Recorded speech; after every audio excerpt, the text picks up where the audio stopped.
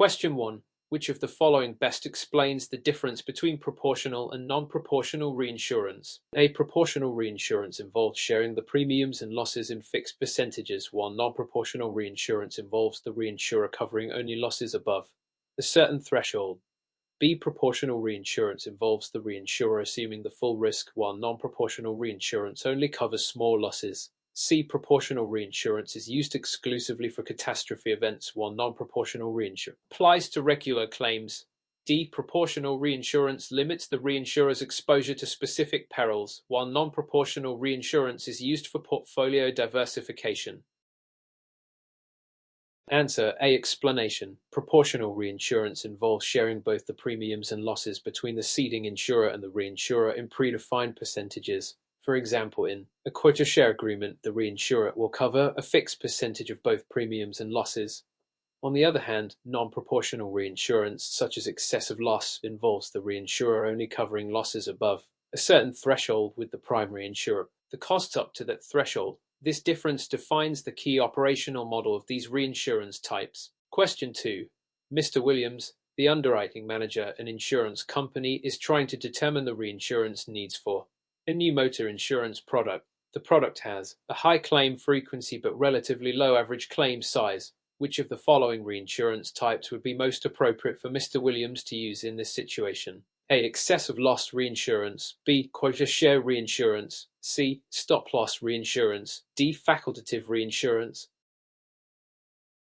Answer B. Explanation. In cases where there is high claim frequency but low average claim size, proportional reinsurance, such as quota share reinsurance, is generally more appropriate. With quota share, both premiums and claims are shared between the insurer and the reinsurer based on agreed upon percentages. This helps mitigate the impact of frequent smaller claims without requiring the reinsurer to take on all of the risk for individual claim. Excessive loss reinsurance, typically used for catastrophic events, may not be suitable in this case because it is designed for large, infrequent claims. Stop loss reinsurance, which covers cumulative losses above a set threshold, is generally better for situations involving large losses over time, not frequent small ones. Question 3. Which of the following factors is least likely to influence reinsurance pricing for a new treaty? A. The loss history of the primary insurer. B. The regulatory environment and solvency requirements of the primary insurer. C. The credit rating of the reinsurer. D. The claim frequency and severity for the underlying portfolio of risks. Answer C. Explanation. While the credit rating of the reinsurer is important in assessing the financial stability and reliability of the reinsurer, it is not a direct factor in determining reinsurance pricing for a new treaty. Pricing is typically influenced more by the loss history of the primary insurer, which helps predict future claims, and the claim frequency and severity for the underlying risks in the portfolio. The regulatory environment, solvency requirements of the primary insurer are also important, as these factors impact the insurer's ability to meet its obligations and the overall risk exposure. However, the reinsurer's credit rating, although important for risk assessment, is less directly tied to the pricing of a reinsurance contract. Question 4. Which of the following is the main difference between facultative reinsurance and treaty reinsurance? A. Facultative reinsurance involves ceding a specific risk to the reinsurer, whereas treaty reinsurance involves an agreement covering all risks within a certain category. B. Facultative reinsurance is less flexible than treaty reinsurance. C. Treaty reinsurance is always proportional, while facultative reinsurance is non-proportional. D. Facultative reinsurance does not require a written contract, while treaty reinsurance requires. Answer A. Explanation. The primary distinction between facultative and treaty reinsurance is that facultative reinsurance is purchased on a case-by-case basis for specific risks that the ceding insurer wants to cover. It is often used for unique or large risks.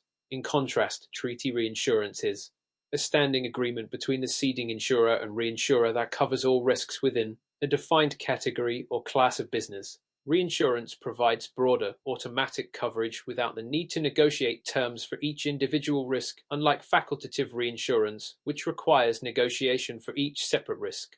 Question 5. In which scenario would excessive loss reinsurance be the most appropriate? A. When the primary insurer wants to cover a proportion of all losses, regardless of size. B. When the insurer is worried about a catastrophic event that could result in a very high loss. C. When the insurer needs to share its premiums and losses proportionally with the reinsurer. D. When the insurer wishes to set a threshold for reinsurer involvement in frequent but small claims. Answer B. Explanation. Excessive loss reinsurance is primarily used to protect against catastrophic losses. The reinsurer covers losses that exceed a specified amount. The attachment point, usually in large or catastrophic events. This type of reinsurance is appropriate for the primary insurer when they are concerned about the financial impact of extreme unexpected losses, such as natural disasters or large-scale accidents. The other options, better suited for other types of reinsurance, like proportional or stop-loss reinsurance, which focus more on sharing smaller, frequent claims. Question 6. Which of the following is the primary regulatory requirement for reinsurance companies operating in Wyoming? A. Reinsurers must submit a quarterly financial report to the NAIC. B. Reinsurers must maintain a minimum level of surplus as required by Wyoming state law. C. Reinsurers are exempt from state-level regulation due to federal oversight. D. Reinsurers must have a rating from at least 2 global rating agencies before being allowed to write business. Answer B. Explanation. In Wyoming, like in many other states, reinsurers are required to maintain a minimum level of surplus to ensure financial stability and to protect policyholders. This is in line with state regulations that aim to ensure the reinsurer's ability to meet its obligations in the event of large claims, while reinsurers may be required to submit financial reports to regulatory bodies like the NAIC. The key requirement in Wyoming centers around maintaining sufficient surplus. Other options, such as federal oversight or reliance on global ratings, are not typically mandated for reinsurers at the state level in Wyoming. Question 7. Which of the following statements about stop-loss reinsurance is correct? A. Stop-loss reinsurance covers losses that exceed a set percentage of the primary insurer's premiums. B. Stop-loss reinsurance is typically used for catastrophe coverage. C. Stop-loss reinsurance automatically covers all losses above a set amount, regardless of the underlying claims experience. D. Stop-loss reinsurance is designed to protect reinsurers from the primary insurer's operational risks. Answer A. Explanation. Stop-loss reinsurance is a type of non-proportional reinsurance where the reinsurer covers the losses that exceed a predetermined percentage of the primary insurer's premiums. It is often used to limit the insurer's overall loss exposure and to prevent excessive losses from eroding their capital. This reinsurance structure is typically not designed for catastrophic events and it does not automatically cover all losses above set amount. Instead, it is tied to the insurer's premium income and loss experience. Option A reflects the correct application of stop-loss reinsurance. Question 8. Which of the following would be considered a key cause in a reinsurance contract that directly affects claims handling? A. The arbitration clause. B. The claims notification clause. C. The settlement procedures clause. D. The retrocession clause. Answer B. Explanation. The claims notification clause is a crucial part of any reinsurance contract as it outlines the requirements for how the ceding insurer must notify the reinsurer of a claim. This clause ensures that both parties are aware of losses and can manage claims promptly, while the arbitration clause and settlement procedures clause also play roles in handling disputes and finalizing claims. The claims notification specifically governs the timeliness and process of notifying the reinsurer, making it critical for smooth claims handling. The retrocession clause pertains to the transfer of risk from one reinsurer to another and is not directly related to claims handling. Question 9. Mr. Anderson, the CFO of an insurance company, is evaluating the risk of a major flood event in the region. Given that his company has a substantial amount of property insurance, which type of reinsurance would be most suitable for mitigating the risk of such catastrophic events? A. Facultative reinsurance. B. Excessive loss reinsurance. C. Quota share reinsurance. D. Stop-loss reinsurance. Answer B. Explanation. Excessive loss reinsurance is specifically designed to cover catastrophic events. In this case, the risk of a major flood event would be classified as a large and frequent loss, which is the typical scenario for which excessive loss reinsurance is appropriate. This type of reinsurance provides protection to the primary insurer when losses exceed a certain threshold. Facultative reinsurance would be too specific for this type of it. While quota share reinsurance might not be effective for handling large, catastrophic events as it spreads losses across a broad range of claims rather than targeting extreme ones. Stop-loss reinsurance, while useful for limiting cumulative losses, is not specifically designed for large, catastrophic events. Question 10. Which of the following is the primary role of reinsurance brokers in the reinsurance market? A. Brokers handle claims payments directly to policyholders.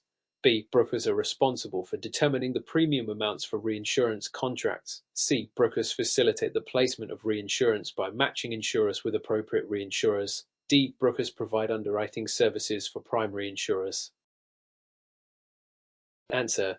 C. Explanation. The primary role of reinsurance brokers is to facilitate the placement of reinsurance by matching primary insurers with appropriate reinsurers. Brokers act as intermediaries, negotiating terms and conditions and ensuring that both parties understand their obligations and risks. While brokers may assist in other areas like pricing or providing advice, their main function is to ensure that the right type of reinsurance coverage is secured. Brokers do not handle claims payments, determine premiums, or provide underwriting services, which are typically responsibilities of the insurers and reinsurers themselves. Question 11. What is the primary purpose of retrocession in the reinsurance market? A. To share risks between different insurance companies. B. To provide additional coverage for a primary insurer by passing risks to a third-party insurer. C. To allow reinsurers to transfer some of their risks to another reinsurer. D. To set premiums for primary insurers. Answer. C. Explanation. Retrocession is the process by which a reinsurer transfers part of the risks it has assumed from a primary insurer to another reinsurer. This is done to further diversify risk and manage exposure. Retrocession helps reinsurers reduce their overall risk exposure by passing some of the risk to other reinsurers. It is not about sharing risks with primary insurers or setting premiums for insurers. Question 12. Which type of reinsurance is typically used when the ceding company and the reinsurer agree to share both premiums and losses on a proportional basis? A. Facultative reinsurance. B. Quota share reinsurance. C. Excessive loss reinsurance. D. Stop-loss reinsurance. Answer. B. Explanation. Quota share reinsurance is a proportional type of reinsurance where the ceding company and the reinsurer agree to share premiums and losses according to a fixed percentage. This agreement provides a mechanism for both parties to share risk proportionally. Facultative reinsurance is non-proportional, while excessive loss and stop-loss reinsurance are both types of non-proportional reinsurance. Question 13. In a reinsurance treaty, which clause is most likely to define the terms under which the reinsurer will assume responsibility for claims? A. The attachment point clause. B. The claim notification clause. C. The settlement clause. D. The indemnity clause. Answer. A. Explanation. The attachment point clause defines the level at which the reinsurer becomes liable for claims. In the context of reinsurance, the attachment point sets the threshold of losses the primary insurer must bear before the reinsurer takes over responsibility for claims. The other clauses, such as the claim notification clause and settlement clause, focus on communication and payment procedures, not on the assumption of responsibility. Question 14. Which of the following types of reinsurance involves the ceding insurer purchasing coverage for individual risks, typically for large or unusual risks? A. Treaty reinsurance. B. Facultative reinsurance. C. Quota share reinsurance. D. Excessive loss reinsurance. Answer. B. Explanation. Facultative reinsurance is a type of reinsurance in which the ceding insurer purchases coverage for individual risks, usually for large, unusual, or high-risk cases. Each risk is negotiated separately with the reinsurer. This differs from treaty reinsurance, which covers entire classes of risks on an ongoing basis, or quota share reinsurance, where risks are shared proportionally. Question 15. Which of the following is a key factor in determining the cost of reinsurance premiums? A. The type of insurance coverage provided by the reinsurer. B. The size of the reinsurer's operating expenses. C. The investment returns of the reinsurer. D. The reinsurance company's geographical location. Answer. A. Explanation. The cost of reinsurance premiums is primarily determined by the type of coverage provided. This includes the level of risk that the reinsurer is assuming and the specific terms of the reinsurance agreement. While operating expenses, investment returns, and geographical location may influence the financial health of a reinsurer, the main determinant for premiums is the type of risk being covered and the coverage provided. Question 16. Which of the following best describes a claims-made reinsurance policy? A. It covers losses arising from claims made during the policy period, regardless of when the loss occurred. B. It covers only losses that occur during the policy period, regardless of when the claim is made. C. It covers only claims made after the policy period has ended. D. It applies to losses that occurred or reported during the policy period. Answer A. Explanation. A claims-made reinsurance policy covers losses that arise from claims made during the policy period, regardless of when the actual loss occurred. This type of policy focuses on when the claim is made rather than when the loss occurs. This is different from an occurrence-based policy, which covers losses that occur during the policy period, regardless of when the claim is made. Question 17. Which of the following would typically be covered under excessive loss reinsurance arrangement? A. A small fire causing minimal damage. B. A series of frequent small claims. C. A catastrophic earthquake causing extensive damage. D. Regular annual premiums for coverage. Answer C. Explanation. Excessive loss reinsurance is typically used to cover large catastrophic losses that exceed a specified threshold, making it ideal for events such as earthquakes, hurricanes, or other natural disasters. It is not used for small, frequent claims, which are more suited to other types of reinsurance, such as quota share or stop-loss reinsurance. Question 18. Which of the following would most likely be considered a proportional type of reinsurance? A. Stop-loss reinsurance. B. Excessive loss reinsurance. C. Quota share reinsurance. D. Facultative reinsurance. Answer C. Explanation. Quota share reinsurance is a proportional type of reinsurance. In this type, the ceding insurer and the reinsurer agree to share premiums and losses in a set percentage. This means that both the insurer and the reinsurer have a proportional share of the risks. Stop loss and excessive loss reinsurance are both non-proportional, while facultative reinsurance is a type of reinsurance that involves coverage for individual risk and can be either proportional or non-proportional. Question 19. Which of the following is true about the run-off period in a reinsurance contract? A. The run-off period is the time during which the ceding insurer is liable for claims. B. The run-off period is the time after the policy expires, during which claims can still be reported and paid. C. The run-off period is the time that the reinsurer has to pay claims after the policy expires. D. The run-off period is the length of time the ceding insurer and reinsurer agree to extend the contract. Answer B. Explanation. The run-off period refers to the period following the expiration of a reinsurance policy during which claims may still be reported and paid. This period is important for covering claims that arise after the policy has expired but relate to events that occurred during the policy period. It ensures that the reinsurer remains responsible for claims made after the policy has ended, provided the losses are related to events occurred during the contract term. Question 20. What does the term cessation refer to in the context of a reinsurance treaty? A. The reinsurer's agreement to continue providing coverage for claims. B. The termination or cancellation of the reinsurance agreement. C. The process of reinsurers paying claims. D. The end of the treaty's duration after the specified term. Answer B. Explanation. Cessation in the context of reinsurance refers to the termination or cancellation of the reinsurance agreement. It occurs when the parties decide to end the contractual relationship before the end of the agreed upon term or under certain conditions that trigger the cessation of the agreement. Question 21. Which of the following reinsurance arrangements is most likely to be used by an insurer that wants to limit its liability for a single large loss, such as a major catastrophe? A. Quota share reinsurance. B. Excessive loss reinsurance. C. Facultative reinsurance. D. Stop loss reinsurance. Answer B. Explanation. Excessive loss reinsurance is designed to protect an insurer from large catastrophic losses. The reinsurer covers losses that exceed a specified threshold, which is why it is commonly used for large losses such as natural disasters. It differs from quota share reinsurance, which involves sharing a percentage of both premiums and losses on a proportional basis. Question 22. Which of the following best describes a reinsurance pool? A. A shared agreement where multiple insurers provide coverage for a single risk.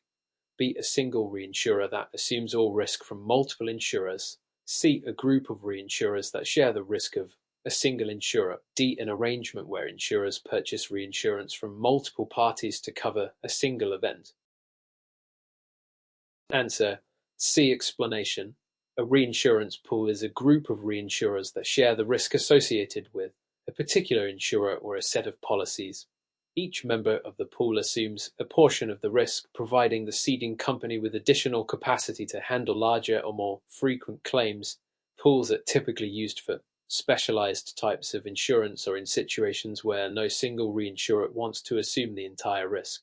Question 23. Which type of reinsurance arrangement is most likely to be used for the purpose of covering losses on a specific individual policy rather than an entire portfolio of risks? A. Treaty reinsurance. B. Facultative reinsurance. C. Stop-loss reinsurance. D. Quota share reinsurance. Answer: B. Explanation. Facultative reinsurance is used for covering specific individual risks, in contrast to treaty reinsurance, which covers entire portfolios. Facultative reinsurance allows the ceding insurer to negotiate reinsurance for specific policies on a case-by-case basis. This is often used when the risk is unusual, large, or outside the normal scope of the insurer's portfolio. Question 24. In a reinsurance agreement, what is the reinsurer's line? A. The maximum amount a reinsurer will pay on a single claim. B. The minimum amount a reinsurer must pay before assuming liability for a claim. C. The amount of coverage the reinsurer provides for a single policy. D. The total premium amount the reinsurer receives from the ceding insurer. Answer: A. Explanation. The reinsurer's line refers to the maximum amount a reinsurer is liable to pay on a single claim or risk. This is set to limit the reinsurer's exposure to large losses on any one individual claim. The reinsurer's line is an important part of the reinsurance terms, particularly in excess of loss reinsurance agreements. Question 25. Which of the following is typically a characteristic of a stop-loss reinsurance? A. It covers a proportionate share of losses for an insurer's entire portfolio of policies. B. It provides coverage only when losses exceed a specified limit, after which the reinsurer assumes responsibility for all additional losses. C. It is applied on a per-risk basis rather than across the portfolio. D. It covers specific risks that the ceding insurer cannot handle due to their unusual nature. Answer: B. Explanation. Stop-loss reinsurance provides coverage once the ceding insurer's losses exceed a predetermined threshold, after which the reinsurer covers all additional losses. This type of reinsurance is typically used to limit the insurer's overall loss exposure from large accumulations of claims and is often applied across the entire portfolio. Question 26. What does assumed reinsurance refer to? A. Reinsurance where the ceding insurer has the option to return a portion of the risk. B. The transfer of risk to a reinsurer who assumes part of the liability for claims. C. Reinsurance where a third-party reinsurer assumes all risk for a policyholder. D. Reinsurance where an insurer retains all risk but buys excess coverage for catastrophic events. Answer: B. Explanation. Assumed reinsurance refers to the process in which a reinsurer agrees to assume part of the risk and liability for claims from an insurer. It is the opposite of ceded reinsurance, where the insurer transfers risk to the reinsurer.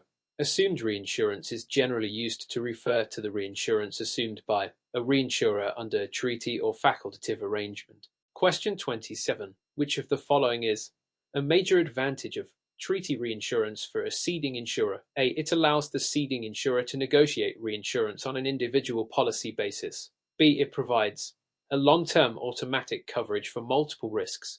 C. It limits the ceding insurer's liability to a single loss event. D. It enables the ceding insurer to pass on all claims costs to the reinsurer. Answer: B. Explanation. Treaty reinsurance provides long-term automatic coverage for multiple risks, which is one of its key advantages for ceding insurers. Under a treaty agreement, the reinsurer automatically assumes a portion of the insurer's risks according to predefined terms, without the need to negotiate individual policies. This type of reinsurance can help insurers manage risk more efficiently across their portfolios. Question 20. What is the purpose of a loss corridor in reinsurance agreements? A. To set the threshold where the reinsurer's responsibility begins. B. To allow reinsurer to reduce its coverage for extreme losses. C. To limit the ceding insurer's potential losses in the event of catastrophic claims. D. To provide a layer of coverage that bridges the gap between stop-loss and excessive loss reinsurance. Answer D. Explanation. A loss corridor is a provision used in reinsurance agreements to bridge the gap between stop-loss reinsurance and excessive loss reinsurance. It defines a range of losses for which the ceding insurer retains a portion of the risk. The reinsurer assumes the remaining liability within the corridor, creating a financial layer to protect the insurer from mid-range losses while still managing extreme risks. Question 29. Which of the following terms describes the maximum amount that a reinsurer is obligated to pay under a specific reinsurance agreement? A. Deductible. B. Limit of liability. C. Excessive loss. D. Reinsurer's line. Answer B. Explanation. The limit of liability in a reinsurance agreement refers to the maximum amount the reinsurer will pay in the event of a claim. This is a critical component of reinsurance contracts, ensuring that the reinsurer's exposure to losses is capped. The reinsurer's line refers to the amount a reinsurer will pay on a single risk or claim, which can be part of the broader limit of liability. Question 30. Which type of reinsurance would be most appropriate for an insurer who wishes to limit his total exposure from all claims within a specific policy year? A. Treaty reinsurance. B. Excessive loss reinsurance. C. Facultative reinsurance. D. Quota share reinsurance. Answer B. Explanation. Excessive loss reinsurance is the most appropriate type of reinsurance for an insurer who wants to limit its total exposure from all claims within a specific policy year.